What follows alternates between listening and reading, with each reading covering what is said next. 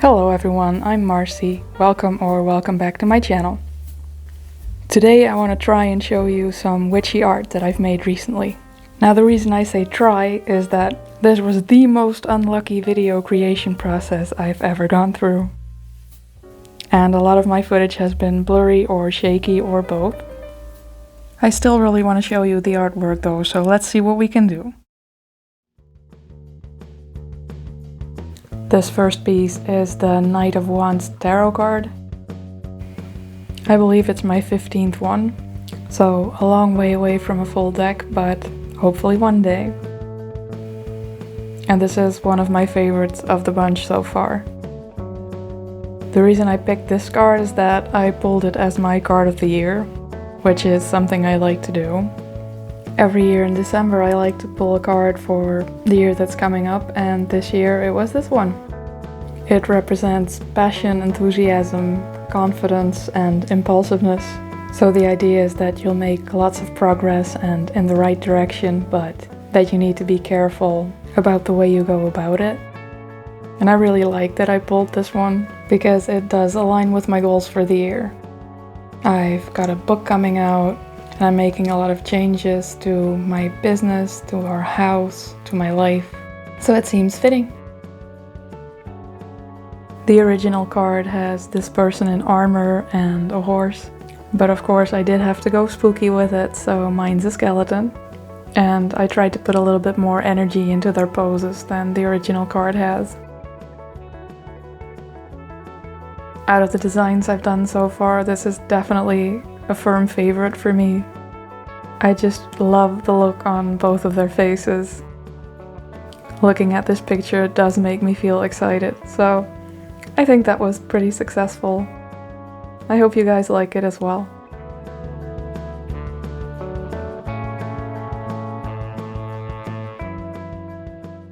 The next thing I made was 7 small pieces. And these really are only witchy in the sense that all of them have a little witch hat on. But that still fits the theme, right? Now this is where we get in trouble with the amount of footage that I have, and it's gonna be a little chaotic. You see, what happened is I bought a new camera, and initially I just could not figure out how to make it lock focus, so every time I put my hand on the paper, towards the middle anyway, it would instead focus on my fingers. So I tried to work around that for several days until I figured that out, meaning I've got a bit less footage to work with here. For example, this is all I had of this goose, but it did turn out cute. I had a sticker made of it, and that went to my patrons. It'll also be coming to the shop relatively soon if you want one. And this is where the second problem occurred. I spilled an entire cup of delicious green tea all over the artwork on my desk. Like, all 7 of them. And I dried them off the best I could, but there's definitely a little bit of damage. The artwork part of them was completely intact though, so it really only means that I can't sell the originals. But I was able to scan and print these designs just fine, so it could have been a lot worse. Aside from that mishap, it was nice to have these 7 pieces to work with at the same time, because it allowed me to work on one while the previous one dried. In this case, I gave them all a layer of ink first, because if you didn't know, I like to use diluted Indian ink a lot for the shading. And then, when I had most of that finished, I added some watercolor on top. It was extremely handy to be able to rotate them a lot, because especially towards those later layers of the piece, it does take a while to dry. So what do you think of this bat? I think it looks quite cheerful, and I like the way it's pointing to the side.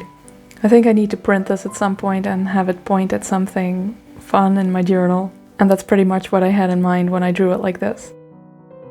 There's also a quick glimpse of this poor moth here, which I didn't get to show you at all so far. Which is too bad, because I think it's my favorite of the lot. These are also, I believe, the final touches on the bat. I tried to give it some really high contrast, because that tends to decrease a little bit when you add color on top. And our cute moth is back. It is my favorite, like I said. Part of it's because I really love the shade of brown I mixed for it, but it's also the face and the pose. What do you think it's feeling so pleased about?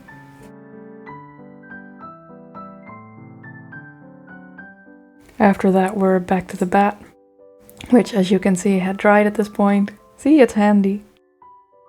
And this one I just layered some pink and brown onto. It's also the only one I think I might have liked a little bit better before the color was added to it. Moving on to the guinea pig.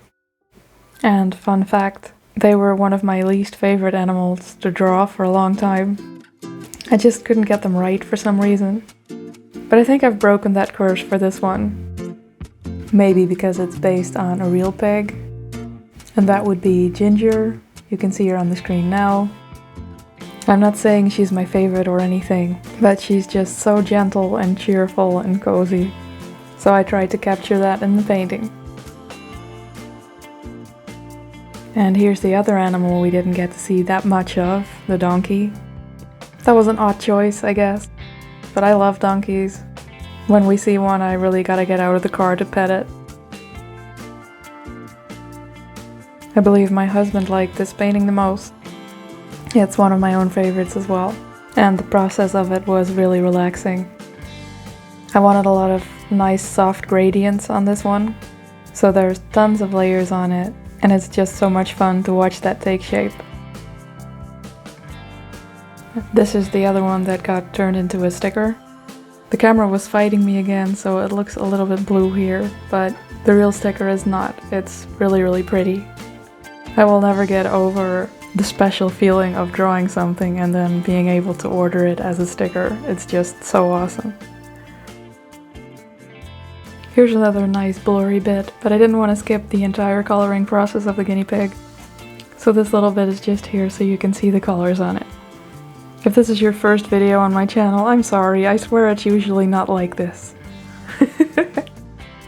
Oh well. Next up we've got a cat and a pigeon. This pigeon is what I thought was gonna be my favorite, but the colors didn't turn out the best, so this is ultimately gonna be the only one that didn't get turned into a print or a sticker. But it's still cute. I mean, it's a pigeon. I love pigeons. They're very underrated. It also looks quite cozy in the little cape. And this is probably an unpopular opinion, but I love drawing feather textures. I haven't quite figured out my favorite way to do it, but I do always have a blast layering all these little triangle or leaf shapes and trying to turn them into a realistic bird texture. It's a lot of fun to watch that take shape.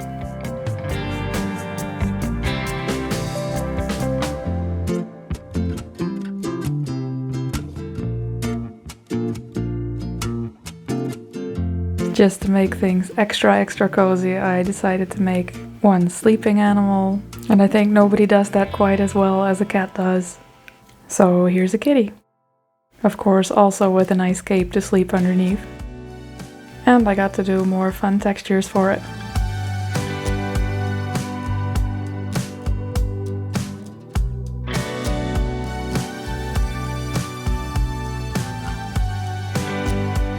And I hope you'll forgive this little bit of wobbliness here. It just looks so satisfying with the orange, I had to keep this in. I never get tired of adding textures to stuff.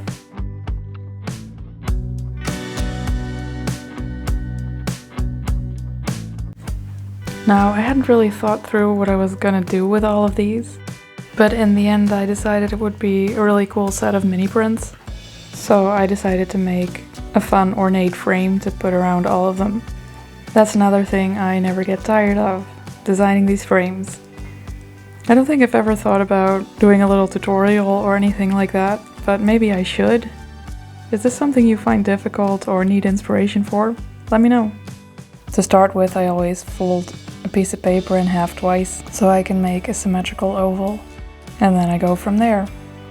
In this case, I made it a double frame because I wanted to play around a little bit with what I could do with the background color, and I made it a nice warm gold so it would contrast nicely with that background color. because I knew from the start that I would be making it green.